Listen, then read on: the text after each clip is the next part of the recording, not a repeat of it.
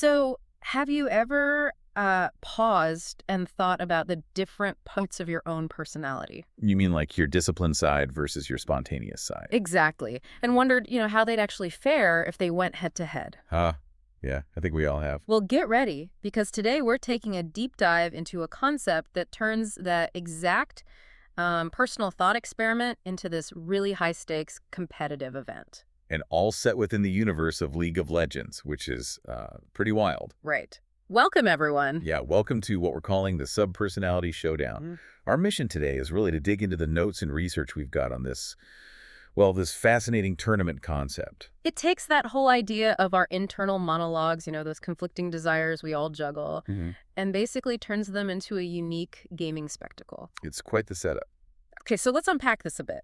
The core question, the thing right at the heart of this sub-personality showdown, it's super personal. Yeah, it boils down to, if each side of my personality had their own team, who would actually win it all? And it's not just about who's better at, clicking buttons or game mechanics. No, not at all. It's designed more as a window, right? A window into the parts of ourselves, the parts that push us, protect us, maybe provoke us, or even, perform for others. It really makes you think, doesn't it, about your own internal lineup. It absolutely does. And what's so insightful here is how the concept uses the, let's call it the rich language of League. Yeah, the champions, the strategy. Exactly. All that depth. Yeah. It uses it to explore these deeper questions about our personal style, our internal balance, moments where one part takes over dominance, and, well, ultimately our truest self. So it's framed as this kind of symbolic battle. Precisely. A symbolic battle for internal harmony, you could say, control over our impulses, the freedom to express different sides of ourselves, and even about figuring out our own truths. Wow. It really elevates competitive gaming, or at least the idea of it, into something quite profound, like self-reflection through strategy. That's a great way to put it. So how does this grand internal clash, this tournament, actually work? What's the structure? Okay, so the tournament is structured in 3 distinct phases. It seems designed to really test all 10 of these subpersonality teams thoroughly. 10 teams, so 10 different aspects of a personality. Apparently so, yeah. First up, you've got the group stage. Oh, okay. Imagine 2 groups, right? Group A and Group B. Each one has 5 teams. Makes sense. And every team plays every other team within their own group just once. Okay, so that's, 10 games per group? 20 games total in that stage? Exactly. 20 games, just setting the scene, figuring out the initial dynamics. Right, establishing the early power players, so to speak. What happens next? Well, from there, the top 2 teams from each group, they earn their spot in the semifinals. Okay, the best rise to the top. And it's a cross-group play setup, which kind of mirrors how our internal dynamics often create these unexpected interactions, right? How so? The first-place team from Group A goes up against the second-place team from Group B, and, vice versa. Ah, okay, so you get these interesting clashes of styles that haven't met before. Exactly. Then, the winners of those 2 intense semifinal matches, they move on to the grand final. To decide the ultimate champion, the dominant sub-personality, I guess. Or perhaps the most balanced, or the one that collaborated best. That's part of the interpretation. Okay, but here's the bit I'm really curious about. How are these matches decided? It's all hypothetical, right? It's internal. These aren't real people playing. Right, that's the core of the simulation. The source material explains that the match outcomes are determined by this really thoughtful blend of specific criteria, not just random chance. Okay, like what? Well, first there's champion synergy. This looks at everything from, say, early game strength and team fighting ability to how well a team scales into the late game and how clear their win conditions are. Basically, how well do these internal voices, represented by champions, actually work together on the rift? Gotcha. So teamwork, even for internal aspects. Precisely. Then there's thematic cohesion. This one's fascinating. Okay. It assesses how well the chosen playstyle and the champion picks actually align with the subpersonality's core traits. So does the team feel right for that personality? Exactly. It asks, does your inner joyful trickster truly express itself through these champions in this strategy? Or is it, a mismatch? Interesting. What else? Next up is strategic clarity. This looks at execution potential. How likely is this team, this subpersonality, to actually pull off its plan? Right. Adaptability, too. Adaptability, definitely. Yeah. And how well it can anticipate and counter internal challenges or, opposing subpersonalities. Okay. Makes sense. And the last one? The last one is imagined performance. This factors in things like macro execution, the big picture strategy across the map, Hmm. lane dominance, and just making those impactful game-changing plays. It's not about literal game skill like reaction time, Right, because it's imagined. but about how effectively that subpersonality would execute its plan. Think about how your inner stoic slayer might focus intensely on one objective, or how your tinkering wildcard might affect the whole inner map with clever, unexpected moves. That's really detailed, and the notes mention narration. Oh yeah. Apparently, each game is narrated as if it were really played, Hmm. complete with analysis, dramatized highlights, the works. Wow. So it makes it this incredibly immersive storytelling exercise, almost like watching your own internal drama play out as an esports event. That's exactly the feel it seems to be going for. Okay, this is where it gets really compelling for me. Let's meet some of these internal combatants. You said 10 unique teams? 10 unique subpersonality teams, yeah. Each with its own strategic identity, its own hand-picked roster of champions, specific lane assignments. It's like a meticulously assembled inner council, all ready for battle. Yeah, something like that. And we have some really great examples in the source material that highlight just how broad this concept is, how diverse our internal landscapes can be. Give me one. Let's start with Addy. Okay, yeah. Addy the Joyful Trickster. Their playstyle is described as energetic, chaotic, and wonderfully creative. Sounds fun. Strength. Strengths lie on mobility, magic burst damage, and pulling off really deceptive plays. Stuff you don't see coming. Okay, I can picture that. Yeah. And the team. The champion. The team really embodies that spirit. You got Riven in the top lane, Okay, mobile fighter. Miko in the jungle, Shape-shifting chaos. right, Zoe in mid, More playful chaos. Bubble trouble. Jinx as ADC, Gets excited. Snowballs. and Lulu as support. Polymorphs. Speed-ups. Yeah. Yeah, you can absolutely feel the trickster and joyful vibes there. Zoe, Nico, Lulu, they're all about playful disruption, unexpected turns, that sudden burst of, well, maybe delight or maybe disaster, depending on whose side you're on. Definitely a team that throws a lot of curveballs. Very dynamic. Okay, who's next? Give me a contrast. All right, let's shift gears dramatically. How about Devon the Stoic Slayer? Ooh, sounds intense. Stoic Slayer. Completely different energy. Their playstyle is described as ruthless, efficient, and all about isolated, sort of self-sufficient power. Okay, lone wolf type. Strength. Strengths are things like lethal damage. Lethality builds incredible outplay potential and a real focus on solo dominance. Winning their lane, carrying the game themselves. And the roster reflects that. Absolutely. Aatrox in top. Dark, self-healing duelist. Kayn in the jungle. Assassin or skirmisher. Chooses his form. Very adaptable but solo-focused. Zed in mid. The classic solo assassin. Aphelios is ADC. High skill cap, complex, immense carry potential, but needs peel. And Pyke is support. An assassin support. Goes for kills. Yeah, what's striking here is how these picks really hammer home that Slayer identity. Champions known for high skill ceilings, the ability to carry games almost single-handedly, often through sheer focused aggression. Wow, talk about a high-risk, high-reward lineup. That team feels like it thrives on pushing limits, making those highlight reel plays. Definitely seems that way. It's built for individual prowess. And what's fascinating is thinking how that kind of strategy, that intense focus, contrasts with maybe another vital part of our inner world. Yeah.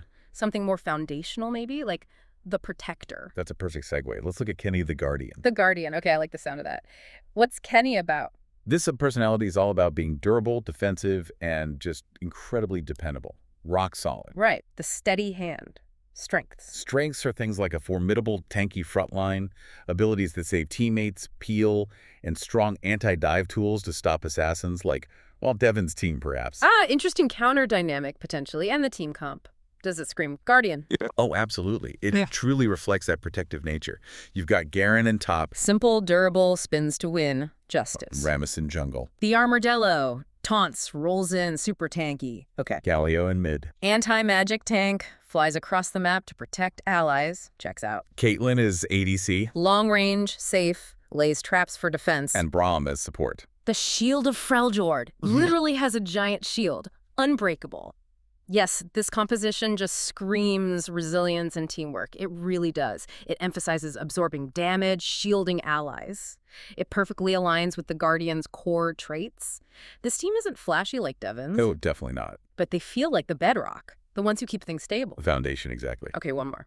Maybe something unexpected. How about Tommy The tinkering wildcard. This was my personal favorite, just for the pure inventiveness. Tinkering wildcard. Okay, I'm intrigued. Playstyle. Experimental, incredibly clever, and seems to be distinctly time-oriented, which is interesting. Time-oriented. How so? Strengths. They excel in utility, ranged burst damage, and really unconventional synergy. Think outside the box. And the champions must be pretty unique then. Genuinely unique picks here. Heimerdinger in top. The Turret Master. Controls space. Very techy. Okay. Bard and Gungle. Bard Jungle. Wow, okay. Roaming, collecting chimes, magical journeys. Very unconventional. Twisted Fate in mid. Global presence with his ultimate. Card tricks. Picks a card. Fits the wild card theme. Gina's ADC. The Virtuoso. 4 shots, very specific rhythm, obsessed with perfection and performance, also unique. And Zillion as support. The Time Mage. Speed ups, slows, revives allies. Yeah. There's the time element. Okay. Okay, wow, that team is weird in the best way. Right. The synergy here, especially with Bard's roaming, TF's global ult, Zillion's time manipulation, it's all about huge map presence, unique setups, controlling the tempo of the game, maybe even manipulating time itself, metaphorically speaking. It's less conventional, which, like you said, makes it super intriguing. How does your inner wildcard actually strategize? It's not straightforward aggression or defense. Not at all. It's clever disruption, maybe. Hi. Setting up unusual win conditions. And that raises a really crucial point, doesn't it? How do these specific champions truly embody the traits? It's more than just their abilities, right? Oh, absolutely. It's not just this ability does X. It's about their overall thematic fit, how they feel to play, their lore, even their appearance sometimes. Give me an example. Well, take Aatrox again for Devin, the Stoic Slayer. He perfectly encapsulates that idea with his dark, powerful, self-sustaining kit. He thrives in these brutal life-or-death duels. He feels like a relentless slayer. Right. Or Zoe for Addie, the trickster. Exactly. Her playful chaos, her unpredictable movement with portals, the sudden burst damage from nowhere. It aligns perfectly with that joyful trickster idea. You never know what she'll do next. So it's about how their whole package kit, lore, presence, synergizes with the team's identity. Yes, turning a champion roster into a genuine extension of a personality trait. It's almost uncanny. Like the game developers, without intending to, created these perfect archetypes for exploring our inner selves. Okay, so bringing it all together, what does this mean beyond the game itself? Because clearly this isn't just about which champions are stronger or who wins a, pixelated battle on Summoner's Rift. No, absolutely not. This is where the real deep dive happens for you listening. How do we connect it to the bigger picture? Well, if we pull back, this tournament, at its very heart, it feels like a symbolic battle. A battle for balance, for control, for freedom, for truth. But all happening within oneself. So every match outcome has meaning. That's the idea. Every win, every loss, every flashy outplay, maybe even every mistake. Right. It carries a deeper significance about your identity, about how different parts of you clash, or ideally, maybe how they learn to collaborate. Okay, let's make that concrete. Imagine a hypothetical semifinal. Say your disciplined stoic slayer, Devin, going up against the unpredictable tinkering wildcard, Tommy. Ooh, that is a fascinating matchup. Efficiency versus experimentation. Right. What insight would someone expect to gain from seeing that play out in their mind? Well, the source material kind of suggests that a clash like that, it could reveal how your need for, say, rigid efficiency and solo dominance, represented by Devin, how that part of you might either completely shut down or maybe even be revitalized by Tommy's urge for innovative, unconventional solutions. So the insight might be what? It could be realizing that constant solo focus, while powerful, might ultimately make you less adaptable overall, whereas that playful chaos, the tinkering, if channeled correctly, can unlock surprising solutions you wouldn't otherwise see. It's about how those forces interact in you. Okay, I get that. Or what about, say, your joyful trickster, Addie? The chaos bringer? Trying to navigate against your guardian, Kenny. The classic freedom versus structure, right? Energy versus stability. Exactly. So what might that reveal? Well, it might show you how your desire for, unbridled creative expression, Addie's mobility and tricky plays fares against that foundational need for security and reliability that Kenny embodies with his defensive setup. So who wins tells you something. Perhaps. Maybe Addie wins, showing you that when your creative impulse is really given space and trusted, it can overcome even your own entrenched defenses or routines. Or maybe Kenny wins. Suggesting Suggesting that your inner protector successfully grounds your more volatile, joyful impulses, Mm. maybe preventing them from veering off into unproductive chaos, providing necessary structure. It just illuminates why you might struggle with certain choices, or maybe how to find a more integrated solution in your own life by seeing which part wins in that imagined scenario. That really grounds it. Yeah, Yeah, it's not just observing a theoretical game, it's observing a metaphor for your own internal struggles and triumphs. exactly. Think about a time you had a big decision to make. Maybe your stoic slayer side just wanted to push through, brute force it, Happens all the time. while your tinkering wild card was urging you to experiment, try something weird. Yeah. This framework really helps understand those internal dynamics, those decision-making processes in such a novel and honestly engaging way. It really is like gamifying self-discovery. Yeah. It's definitely a fresh perspective on self-exploration.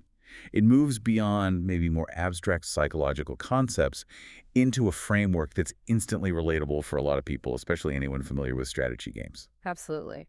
Okay, so to wrap this up, let's leave everyone with something to think about. Carnal provocation. Exactly. If you, listening right now, were to imagine your own subpersonality showdown, what different sides of yourself would be on those teams? Who are your inner players? And thinking about them, which one do you think would ultimately emerge victorious in that grand final? And maybe most importantly, what would that victory or even just the struggle itself reveal about you? Something to chew on as you navigate your own internal battles and collaborations. A fascinating thought experiment.